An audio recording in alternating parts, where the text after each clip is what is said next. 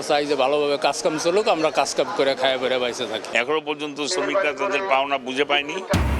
অপর্যাপ্ত মজুরির ফাঁদে আটকে শ্রমিকের জীবন, গৃহস্থালী থেকে কৃষি শিল্প সব খাতেই বঞ্চনা। মহান মে দিবসে বিভিন্ন সংগঠনের নানা কর্মসূচি, বৈষম্য দূর করার দাবি। চলতি বছরই খুলছে বন্ধ থাকা 6টি পাটকল, বললেন রাষ্ট্রপতি। শ্রমিকদের ন্যায্য অধিকার নিশ্চিতের প্রতিশ্রুতি বিএনপির। নয়াপল্টনের সমাবেশে যোগ দেবেন প্রধানমন্ত্রী।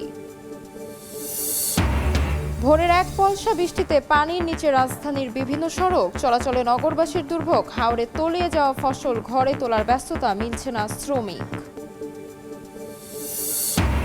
মালয়েশিয়াগামীদের 8,000 কোটি টাকা হাতিয়েছে সিন্ডিকেট। রিক্রুটিং এজেন্সির মালিকদের সম্পদের খোঁজে দুদক। তালিকায় সাবেক অর্থমন্ত্রী কামাল, নিজাম হাজারি।